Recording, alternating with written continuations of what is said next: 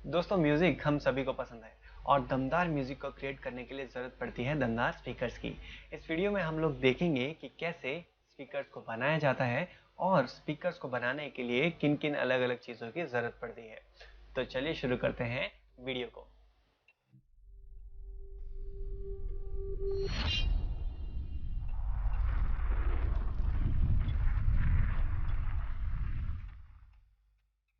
सबसे पहले आप एक कॉपी और पेन ले लीजिए और नोट डाउन कर लीजिए उन चीज़ों को जिनकी ज़रूरत हमें पड़ने वाली है।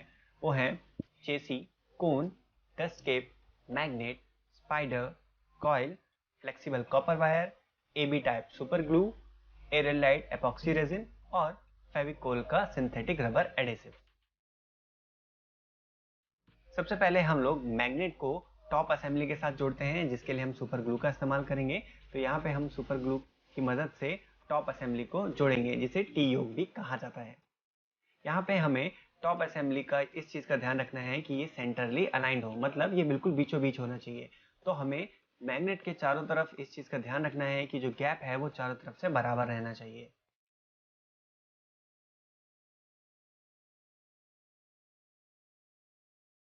सुपर ग्लू को सूखने में लगभग 3 से 4 मिनट लगते हैं। तो 3 से 4 मिनट का वेट करने के बाद हम लोग इस मैग्नेट के ऊपर इसकी जो अपर असेंबली है उसको लगाते हैं। तो अगेन अपर असेंबली को लगाने के लिए हम सुपर ग्लू का ही इस्तेमाल करेंगे। तो यहाँ पे हमने सुपर ग्लू का इस्तेमाल किया और इसके ऊपर इसकी जो ऊपर वाली असेंबली है उसको जोड़ दिया। दोस्तों हमें यहाँ पे ये ध्यान रखना है कि जो अपर असेंबली है उसकी भी अलाइनमेंट बहुत इंपॉर्टेंट है, वरना इसके अंदर कॉइल नहीं जा पाएगी। तो यहाँ पे हमें अलाइनमेंट का ध्यान बहुत अच्छे से रखना है। इसके बाद मैग्नेट को चार्ज कर दिया जाता है ताकि इसको चेसी के साथ जोड़ा जा सके। मैग्नेट को चार्ज कैसे किया जाता है ये जानने के लिए आप मेरा पिछला वीडियो देख सकते हैं। मैग्नेट को चेसी के साथ जोड़ने के लिए फिर से हम सुपर ग्लू का ही इस्तेमाल करेंगे।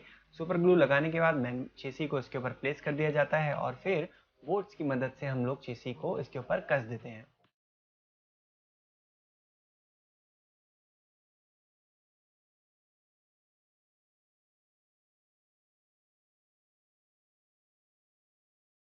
इसके बाद हम लोग जो एक्स्ट्रा ग्लू होता है उसको हटा देते हैं।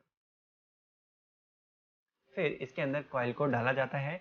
यहाँ पे हमने 4 ओम की कॉइल को यूज़ किया है। अलग अलग स्पीकर्स की रेटिंग के हिसाब से कॉइल का इम्पीडेंस अलग अलग हो सकता है। फिर रबर ग्लू की मदद से हम लोग स्पाइडर को चेसी के साथ जोड़ते हैं और स्पाइडर को अच्छे से चिपका देने के लिए इसके ऊपर फिर से हम लोग रबर ग्लू का इस्तेमाल करेंगे। तो हमें यहाँ पे रबर ग्लू का इस्तेमाल अच्छे से करना है ताकि हमारा जो स्पाइडर है वो ढंग से चिपक सके। फिर हम इसके बीच वाले पार्ट पे फिर से एक्स्ट्रा थोड़ा सा और रबर ग्लू लगाएंगे ताकि कॉइल और स्पाइडर एक दूसरे से अच्छे से जुड़ जाएं।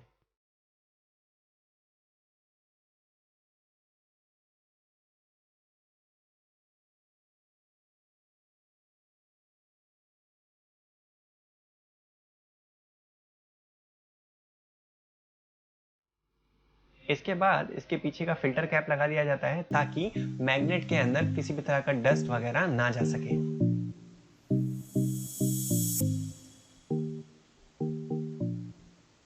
अब बारी आती है कोन की। कोन के ऊपर हम लोग फ्लेक्सिबल कॉपर वायर्स लगा के पहले से ही रेडी करके रखते हैं और ये फ्लेक्सिबल वायर्स की जो लेंथ है हम लोग चेसी के ऊपर लगे टर्मिनल्स के हिसाब से सेट करते हैं ताकि हमारा जो कोन है वो फ्रीली मूव कर सके, आराम से ऊपर नीचे हिल सके। राइट। फिर हम क्या करेंगे, जो स्पाइडर है और जो कॉइल है उसके बीच वाले पार्ट पे हम लोग एयर लाइट लगाएंगे ताकि आपका जो स्पाइडर है और कॉइल है वो एक दूसरे से अच्छे से जुड़ जाए।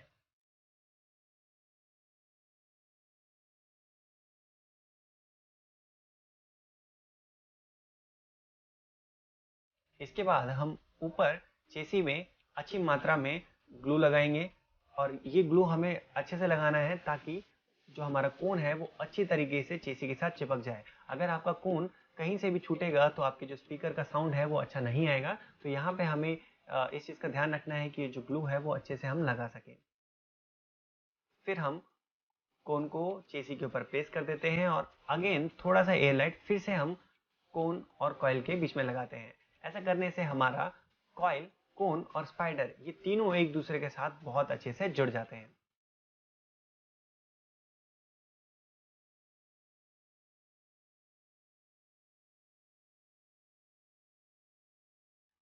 इसके बाद बारी आती है सोल्डरिंग की। तो सोल्डरिंग करने के लिए सबसे पहले हमें कॉइल की वायर को साफ करना होता है। इस कॉइल वायर के ऊपर पहले से थोड़ा सा इंसुलेशन चढ़ा होता है, तो उसे हम एसिड या फिर कटर या किसी और खुरदरी चीज़ की मदद से हम लोग इस इंसुलेशन को हटा सकते हैं और फिर इसके बाद हम लोग इसके ऊपर सोल्डरिंग कर सकते हैं।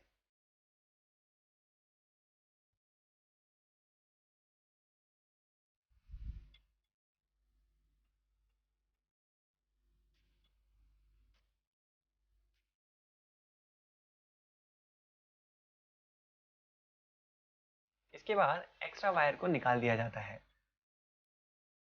कॉइल के सोल्डर हो जाने के बाद बारी आती है कोन के लीड्स की सोल्डरिंग की। तो पीछे टर्मिनल्स पे फिर हम लेंथ को नाप के कॉइल के लीड्स को भी सोल्डर कर देते हैं। यहाँ पे भी जो एक्स्ट्रा वायर बचेगी उसको हम लोग काट देंगे।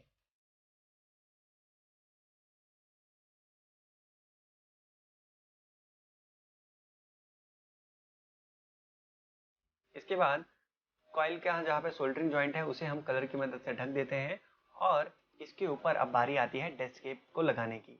डस्ट कैप को इसलिए लगाया जाता है ताकि कॉइल के अंदर किसी भी तरह की धूल मिट्टी ना जा सके।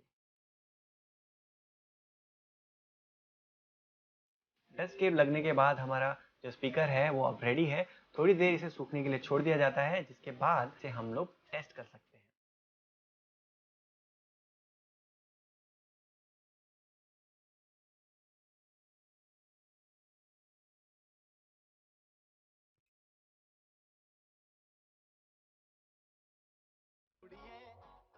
दोस्तों अब हमारा स्पीकर पूरी तरीके से तैयार हो चुका है। इस स्पीकर की बेस को बढ़ाने के लिए अगेन अब इसको एक इंक्लोजर के साथ लगा दिया जाता है ताकि जो इसका बेस है वो और अच्छे ढंग से आ सके। तो मैं उम्मीद करता हूँ कि ये वीडियो आप लोगों को पसंद आया होगा।